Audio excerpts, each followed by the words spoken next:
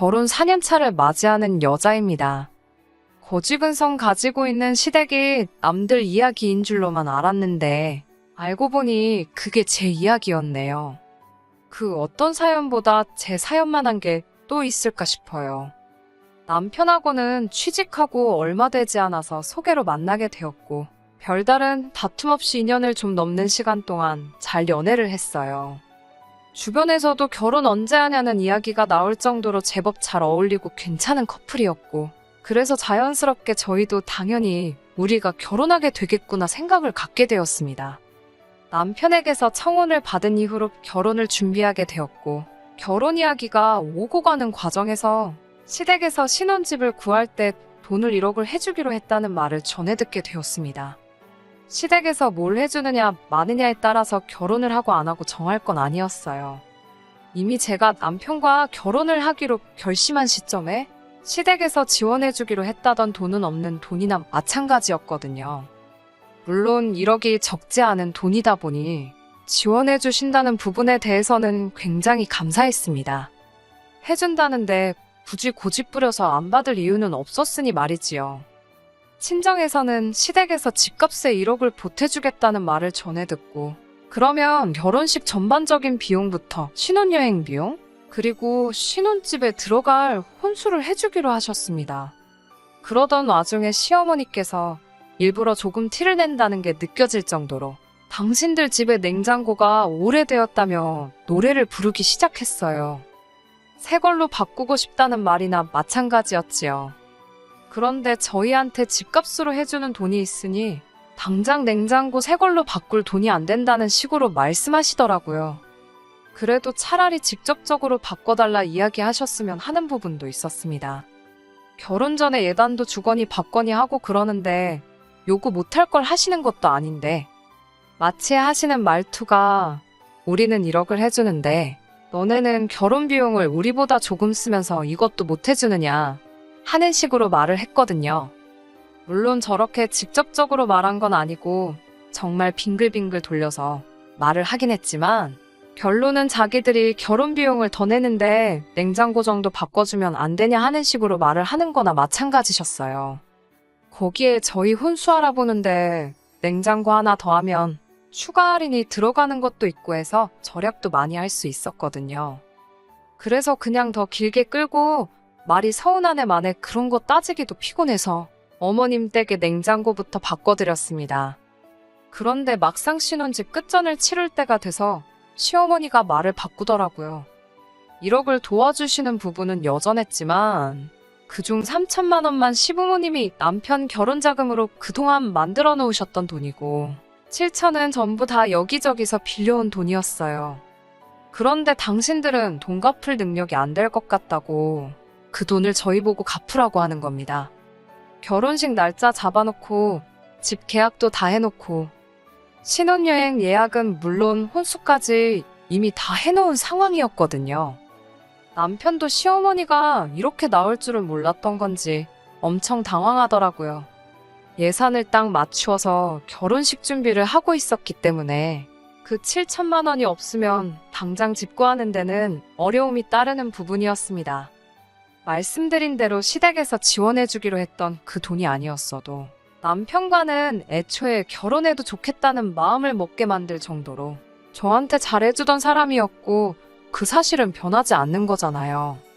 심호가 난데없이 이제 와서 말을 바꾸는 부분에 대해서는 솔직히 파혼까지 생각할 수 있을 만큼 서운하게 만드는 일이었지만 그 돈이 없었어도 어차피 신혼집을 구하는 과정에서 모자란 부분에 대해서는 저희가 대출을 받아서라도 집을 구하게 되었을 터이니 좋은 게 좋은 거다 하고 그냥 넘어가기로 했어요.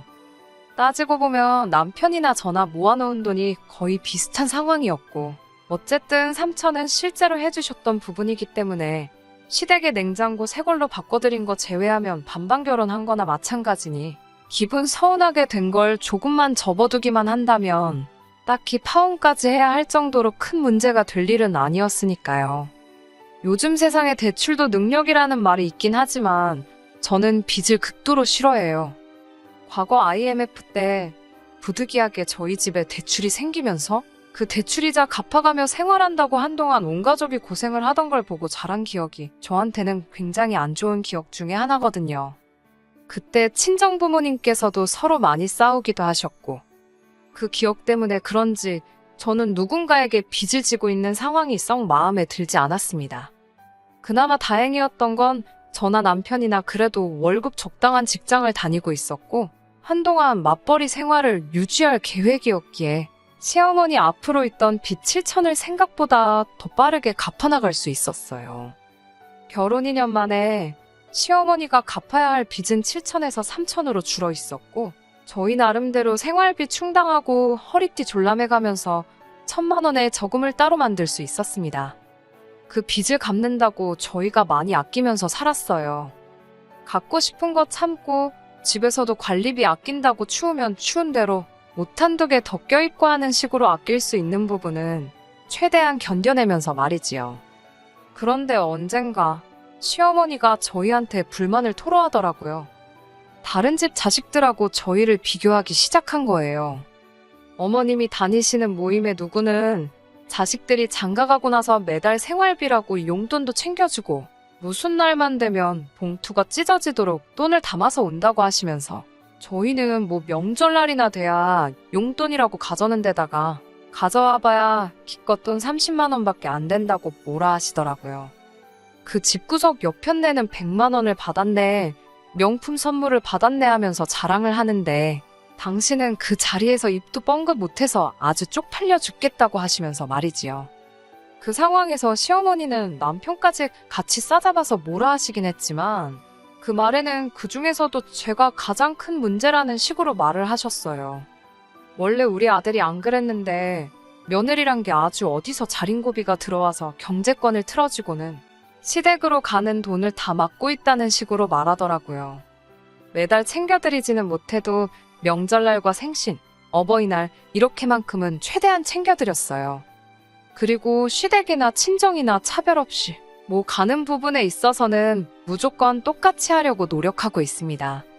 노력을 한다는 건 한쪽으로 치우쳐져 있다는 게 아니라 꼭 현금이 아니라 필요한 선물을 사드린다고 하면 양가에 비슷한 가격대의 선물을 한다는 뜻이고요. 돈 관리를 제가 하고 있는 건 맞긴 하지만 1년 반 만에 빚 4천을 줄이고 저희 저금도 따로 가지고 있을 정도로 잘하고 있으면 칭찬까지 들을 건 아니지만 충분히 잘하고 있다고 생각하는데 그걸 마치 제가 시댁에는 돈 한 푼 못 가게 만들고 친정만 편애한다는 식으로 말을 하니 어이가 없더라고요. 그나마 그 상황을 참을 수 있었던 건 남편이 나서서 한마디를 해줬기 때문입니다. 그 집에서는 결혼할 때 집 해줬나 보지 하면서요. 생각도 안 했던 대출 갚고 있는데 말 그렇게 하면 섭섭하다면서 우리한테 뭐라고 하기 전에 그 옆편네라는 분한테 아들 장가갈 때 얼마나 해줬냐고 먼저 물어보라고 딱 잘라서 말해주니 얼마나 고맙던지요. 시어머니는 약이 잔뜩 올랐는데 당장 자기 아들이 저렇게 나오니 뭐라 말은 못하고 손만 바들바들 떨고 있더라고요. 그래도 남편이 중간 역할을 잘 해주고 있는 상황이었으니 제가 따로 걱정할 일은 없었어요. 하지만 시어머니는 이걸 계기로 오히려 저희를 더 벼르고 있었던 것 같더라고요. 작년 초가 돼서 시어머니 앞으로 받았던 대출은 다 정리를 하게 되었습니다. 요즘 금리를 보면 사실 대출 조금 가지고 가는 것도 나쁘지 않은 상황이기는 했는데 그렇다고 해서 저희가 여유 자금을 어디 투자하고 있는 것도 아니고 현금으로 가지고 있는 게 최고라길래 그러고 있는데 괜히 낮은 이자에 얼마 남지 않았다고 해도 달마다 대출이자 나가게 둘 필요는 없다고 생각해서 대출금부터 싹 정리를 했어요. 큰 숙제 끝낸 것 같고 이제부터 진짜 결혼 생활 시작이라는 기분도 들고 여러 가지로 시원섭섭하더라고요. 어쨌든 큰일이 넘어갔으니 자축하는 의미에서 가족들 불러 모아 식사하는 자리를 가졌습니다. 친정 식구들 불러서 식사하는 자리도 있었고 시댁 식구들 불러 모아 식사하는 자리도 따로 갖게 되었네요. 그런데 시어머니가 저희 집에 오더니 정말 전에 없던 거지근성을 부리기 시작하는 겁니다. 저희 결혼 생활하는 4년 사이에 집값이 엄청 올랐어요. 저희 집 샀을 때랑 비교했을 때 1억 5천이 넘게 올랐거든요. 집값 오른 것만 보면 좋은 일이긴 한데 그건 우리 집만 올랐을 때 이야기라고 생각해요. 요 몇 년 사이에 집값이 저희 집만 오른 게 아니잖아요. 다른 데는 저희 집 오른 게 오른 것 같지도 않게 느껴질 정도로 엄청 치솟아버린 곳도 있고요. 그리고 집값이 올랐다고 해서 그건 부동산이 오른 거지 저희 재산이 늘어난 건 아니잖아요. 그게 체감이 되려면 집을 팔아서 그 돈이 제 손에 들어와야지 집값이 올랐구나 느껴지는 거잖아요. 그런데 시어머니는 집값 오른 게 다 당신 덕이라고 하는 겁니다. 당신이 저희 결혼할 때 1억을 안 해줬으면 저희가 이 집을 못 샀을 거 아니냐고 하시더라고요. 그러니 1억 5천 집값 오른 게 당신 공이 크다면서 11월에 시집 가게 된 신우 결혼 비용을 저희 보고 내라고 이야기하시더군요. 애초에 시모가 신우한테도 말하길 저희가 결혼할 때 시댁 돈을 다 끌어가 놓고선 얼굴에 철판 깔고 한 푼도 돌려주지를 않는다며 기브앤테이크도 모른다고 뭐라 했었나 봐요. 신우는 그 말을 고지곳대로 믿어서는 저희 때문에 자기 완전 팔려가게 생겼다면서 한바탕 난리가 난 적이 있었거든요. 다른 건 몰라도 다른 사람도 아니고 남편 여동생인데 축의금으로 돈 100만 원 정도는 할 생각을 가지고는 있었는데 막상 신우 결혼 자금을 이런 식으로 저희 보고 내게 만들려고 하니 이럴 거라고는 상상도 못했고 그나마도 돈 얼마 축의금으로 주려던 것도 주기 싫어지더라고요. 신우도 솔직히 양심이 있다면 그러면 안 되는데 당장 남자애 가는 거에 비해 꿀리게 해가서 시집가서 시댁 눈치란 눈치는 다 보게 생겼으니 그건 싫었는지 시어머니 따라서 막무가내로 저희 보고 해달라는 식으로 나오더라고요. 집값 오르지 않았냐고 우리는 돈 많이 벌지 않았냐고 하면서 욕심 좀 그만 부리라면서요. 보다 못한 남편이 가족들 다 같이 식사하자고 모인 자리에서 또 한마디 하더라고요. 거지근성 좀 그만 부리라고. 집값이 우리 집만 올랐냐고. 다른 집도 다 올라서 이 집 팔아봐야 세금 떼고 못 떼고 하면 더 좋은 집은 커녕 더 구린 집으로밖에 못 가는 거 모르냐고 하는 겁니다. 가뜩이나 이제 겨우 빚 다 갚았는데 집이라고 있는 거 괜히 집값은 올라가지고 세금만 더 내게 생겼다고. 그리고 시모한테는 다시 이제 우리 돈 다 갚았다고 그러니까 신우한테도 7천 해주고 그 돈 결혼 후에 알아서 갚으라고 하라고 하라더군요. 그래도 내 남편이라고 내가 하고 싶었던 이야기만 쏙쏙 골라가지고 하는데 속이 다 후련하더라고요. 차라리 집값 올랐다고 한턱 쏘라고 했으면 쐈을 텐데 이건 뭐 날강도 아니고 자기 딸 결혼을 아들내외가 힘들게 벌어놓은 돈 가지고 시키려고 하다가 시어머니 결국 또 본전도 못 찾고 된통당하게 되었지요.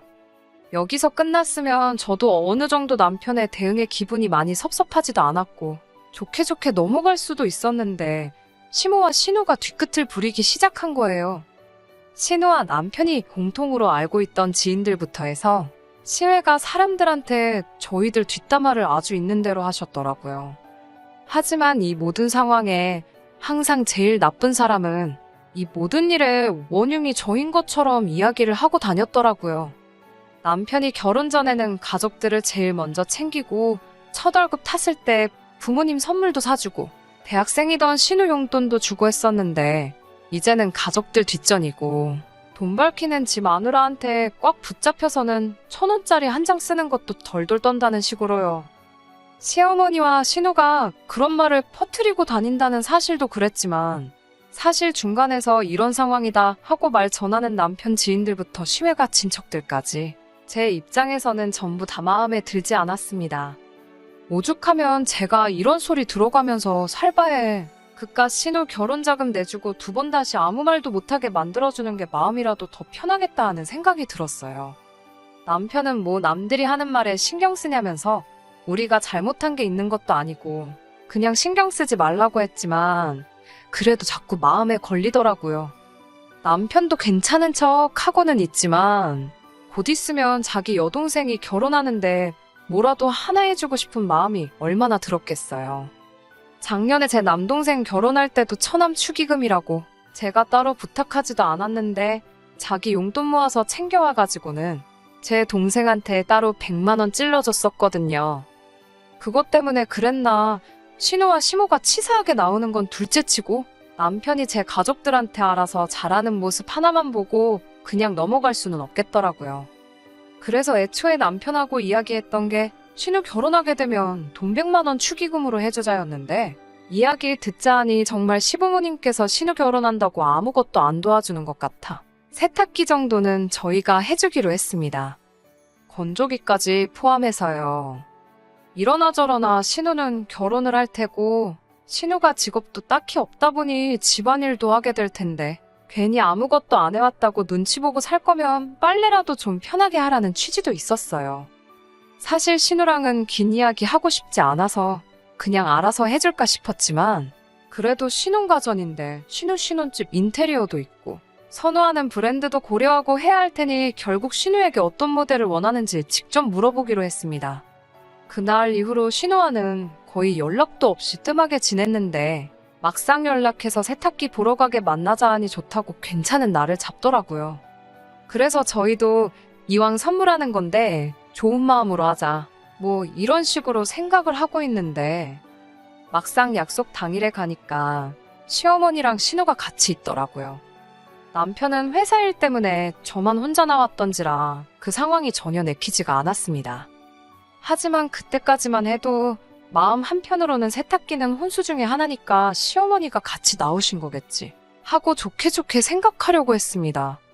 한편으로는 신우 결혼하는데 한 푼도 못 보태준다고 하셨지만 이러나 저러나 자기 딸이 결혼하는데 정말 그냥 넘어가겠어 싶었고 이왕 세탁기 보러 나오신 김에 다른 거 해주시려나 보다 하는 기대가 있었지만 어김없이 제 기대는 기대일 뿐 현실은 냉정하더라고요.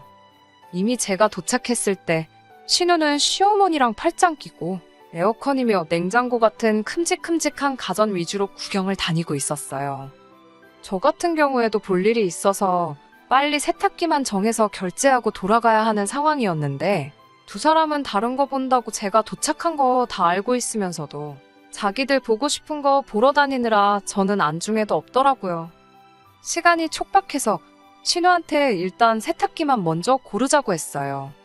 그런데 시어머니는 대뜸 해줄 거면 다 해줘야지 어떻게 세탁기만 해주냐고 하면서 냉장고며 에어컨이며 김치냉장고며 어머님이 벌써 신우랑 일찍부터 와서 다 골라놨다고 하면서 그것까지 다 결제를 하라고 하시더군요. 저한테 돈 맡겨놨어요? 이 한마디가 목끝까지 차올랐지만 일단 참았습니다. 저는 세탁기를 해주겠다고 온 거지 다른 거 해줄 여유도 없고 그래야 하는 이유도 없다고 다시 설명을 드렸지요. 그러니까 또 시어머니가 돈 없다고 하는 저 꼬라지 좀 보라면서 그때 했던 레파토리를 그대로 읊으시더라고요. 자기가 돈을 도와준 덕분에 저희가 오를 집을 사서 큰 돈을 벌었으면서 당장 시집가는 신우 혼수도 못 해주느냐는 식으로 소리를 치더라고요. 레파토리는 그대로였지만 시어머니가 잘못 생각하고 있던 게 하나 있었으니 저도 그때까지 그냥 참고 넘어가려다가 언제까지 남편한테만 맡길 수는 없겠다 싶어서 제 핸드폰을 꺼내드렸습니다. 그리고 인터넷에 저희 집 주소 입력해서 시세를 다시 한번 보여드렸어요. 저희 신혼집이 요즘 뉴스에 많이 나오는 집값이 제자리를 찾아가다 못해 하락했다는 그 동네 중 한 군데거든요. 저희 집과 같은 평수 마지막 거래 매물이 얼마 전이고 급매였긴 했지만 저희가 처음 집을 매매에 들어갔을 때보다 3천만 원이나 내린 가격이었어요. 주변에서는 뭐 편법증여다, 영끌 쪽이 버티다 못해 떨어져 나간 거다, 뭐 그런 이야기가 많았고 시세는 아직 저희가 샀을 때보단 조금 높이 책정돼 있기는 했지만 시어머니한테는 마지막 팔린 매물 가격을 보여주면서 집값이 오른 게 어머님 덕이라서 저희가 어머님께 돈을 드려야 되면 지금은 집값이 내려갔으니 어머님이 저희한테 돈을 주셔야겠다고 한마디 쏘아붙였습니다. 그렇잖아요. 어머님 아니었으면 애초에 대출까지 갚아가며 그 집을 억지로 들어갈 필요가 없이 가진 돈에 맞는 적당한 집을 구했을 텐데 여태껏 이자 내가면서 빚진 거 다 갚아놨더니 이제 집값이 떨어지지 않았냐고요. 손해 감수하고 그래도 신우라고 시집 가는데 빈손으로 보낼 수 없어서 세탁기라도 해주려고 했는데 이렇게 손해보는 마당에 신우 세탁기까지 해주면 저희도 손해가 막심하다고 그냥 세탁기도 없던 일로 하겠다고 하고 뒤돌아서 매장 밖으로 나갔습니다. 제가 잘했다는 건 아니지만 솔직히 4년 동안 묵혀놨던 거 한 번에 싹 다 털어버리는 것 같아서 속 하나만큼은 엄청 후련하더군요. 그리고 등 돌려서 나가고 있는데 제가 신우 상황이었다면 끝까지 엄마 편 들면서 제 욕을 했겠지만 신우는 당장 세탁기라도 받아야겠는지 저 따라 나와서는 엄마가 저러는 거지 자기는 아주 감사하고 있다고 세탁기라도 빨리 사달라고 하더라고요. 당장 시모 자존심보다는 실리를 택한 거지요. 세탁기야 뭐 저보다는 남편이 해주는 성격이 강했으니 이왕 해주기로 한 거 해주고 나오긴 했는데 매장 안에서 어떻게 저한테 아무 말도 못하고 자기 편인 줄 알았던 신우도 제 옆에 달라붙어서 언니 하고 있으니 시어머니가 분해서 저희 쪽은 쳐다보지도 못하고 있었습니다. 남편도 제가 잘못한 거 하나 없다고 괜히 미안해할 필요 없다고 하더라고요. 시어머니와는 신우 결혼식 이후에 풀었습니다. 이제 와서 갑자기 저희한테 미안하다 하시는 진짜 의도가 뭔지는 모르겠지만 그동안 자기가 돈으로 스트레스 준 게 있다면 미안하다고 사과하시더라고요. 당신들 노후가 완벽하게 준비가 안 되어 있다 보니 가끔 가다가 돈 때문에 이렇게 스트레스를 많이 받으신다고요. 그동안 자기가 억지 부려서 미안했다 하시면서 이제 신우도 시집 갔으니 가족끼리 화목하게 지내면 어떻겠냐 하시더군요. 저도 제가 나서서 남편과 시가족들 사이 멀게 하고 싶은 생각은 추호도 없어요. 하지만 제가 그 중간에 나서서 가족들을 다시 화목하고 어떻게 잘 되도록 이끌어가고 싶은 생각도 없습니다. 여태껏 남편이 중간 역할 잘해줬으니 앞으로도 남편이 알아서 잘할 수 있게 믿고 맡겨보려고 합니다. 끝까지 들어주셔서 감사합니다. 오늘의 사연은 여기까지입니다. 구독과 좋아요, 알람 설정 부탁드리고 더 좋은 사연으로 다시 찾아뵙겠습니다. 감사합니다.